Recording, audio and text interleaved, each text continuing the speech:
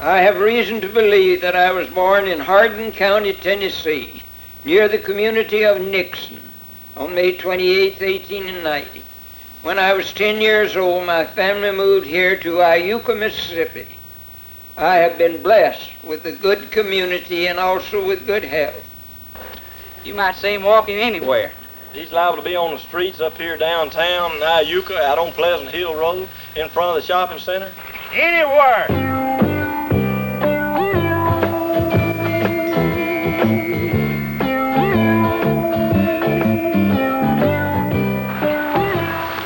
He doesn't walk quite as far as I do every day, but almost as far. He usually walks up the steps down here and crosses the street right here in front of the bank. Why, the other day when I was leaving work, I saw him just getting it over the overhead bridge over there.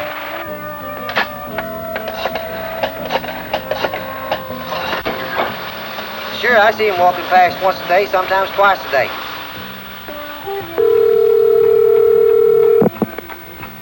Hello, Mangum speaking.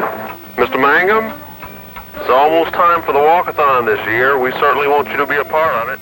For 3 years, we here in Iuka, Mississippi have held walkathons for the St. Jude Children's Hospital in Memphis, and Mr. Autry Mangum is our #1 fundraiser. Everyone in town knows that he tries to walk several miles every day, so I think he was pretty much challenged to join in on these 10 to 20 mile hikes. Over the 3-year period, sponsors have contributed almost $1,100 in Mr. Mangum's name alone. I've known Autry Mangum a long time. In my opinion, he is the smartest youngster that ever grew up in Iuka. At 90 years old, his dedication to walking and his gifts of time and effort to the St. Jude Hospital are certainly very special. But really, he contributes something much greater to the community. He was a good student. He was a good reader. He would stay for hours at a time in the library. He taught my mother when she was 12 years old at Plymouth Chapel, and he boarded in the same home with her father and mother. Records at W.S. Brown and Company indicate that Autry Mangum worked for this store during the summer of 1908, prior to entering the university. It's delightful to see him still walking around town. He walks several miles a day, and he's in church every Sunday morning. And teaches a Sunday school class. Very dedicated to his work. And I know he's there because I've been teaching for 51 years myself. But I started when I wasn't but 9, so you can... He's led a full life and never even thinks about slowing down. Mr. Autry Mangum is still moving with the vigor of a young person.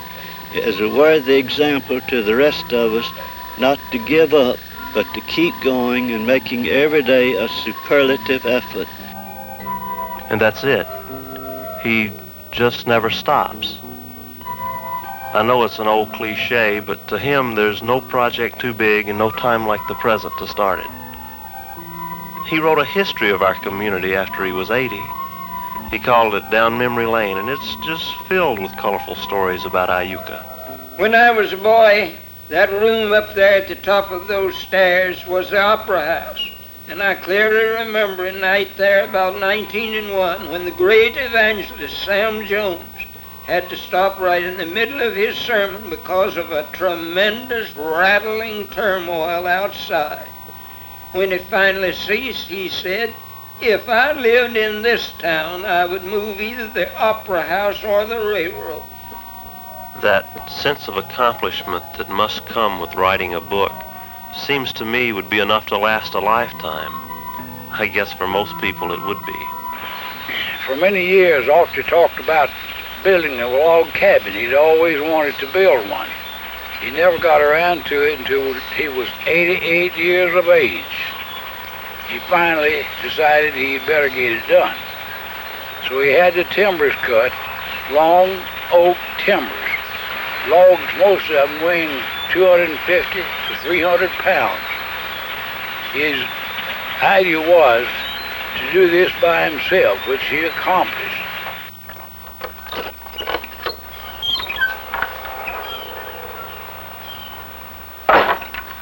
This is a picture of a TNT plant explosion about 38 miles from Montreal, Canada. It occurred about 1916, and many people in Montreal said they heard the explosion.